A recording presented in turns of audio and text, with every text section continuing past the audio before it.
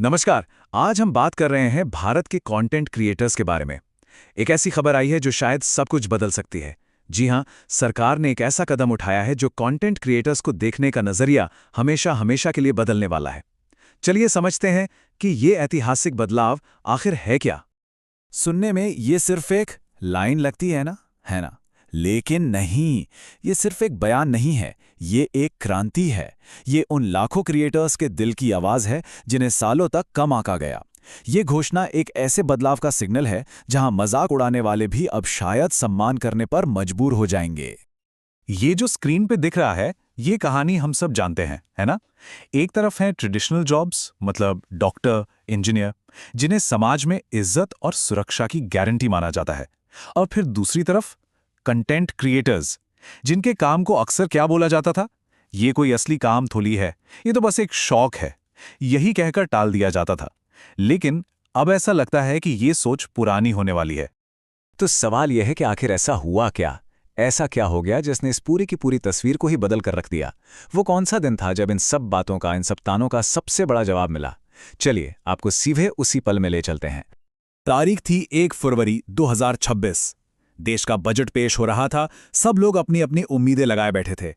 और तभी वित्त मंत्री ने एक ऐसी घोषणा की जिसने पूरे डिजिटल जगत में, कह सकते हैं, एक हलचल सी मचा दी। ये सिर्फ एक और सरकारी योजना नहीं थी। नहीं, ये तो लाखों क्रिएटर्स के काम पर सरकार की ऑफिशियल मुहर थी।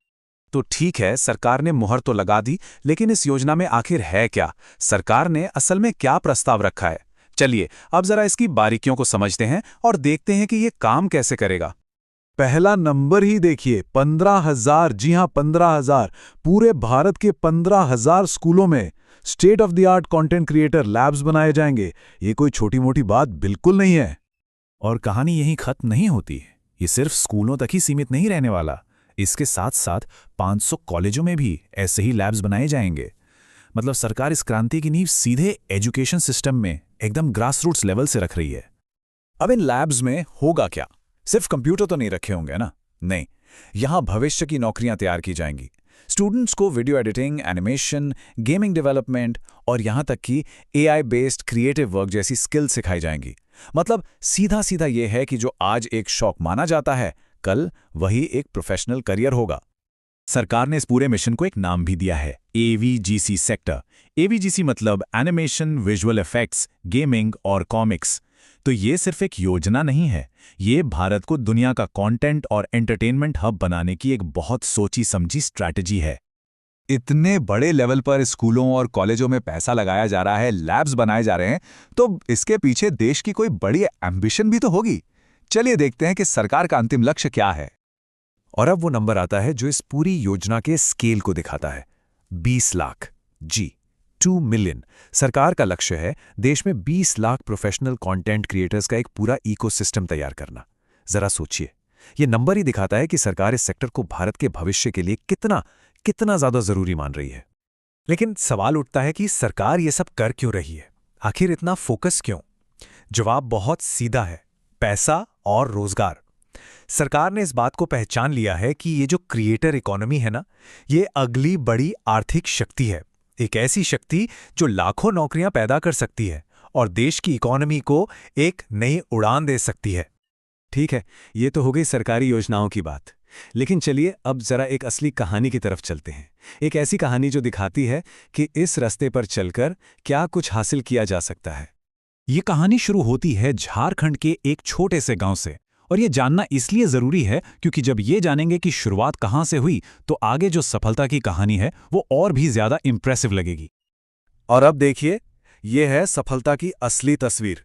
उसी गांव का एक इंसान आज दुनिया घूम रहा है और कहीं से भी अपना काम कर रहा है। यही तो है कंटेंट क्रिएशन की असली ताकत। एक सफल क्रिएटर की जिंदगी का मतलब क्या है? मतलब है आजादी। दुनिया घूमने की आजादी, अपने परिवार के साथ वक्त बिताने की आजादी और अच्छी कमाई करने की आजादी। और ऑफिस तो बस एक फोन है। ये जो कंपैरिजन है, ये उस पूरे सफर को एक लाइन में बता देता है। एक छोटे से गांव से निकलकर बाली, दुबई, थाईलैंड जैसे इंटरनेशनल डेस्टिनेशंस तक।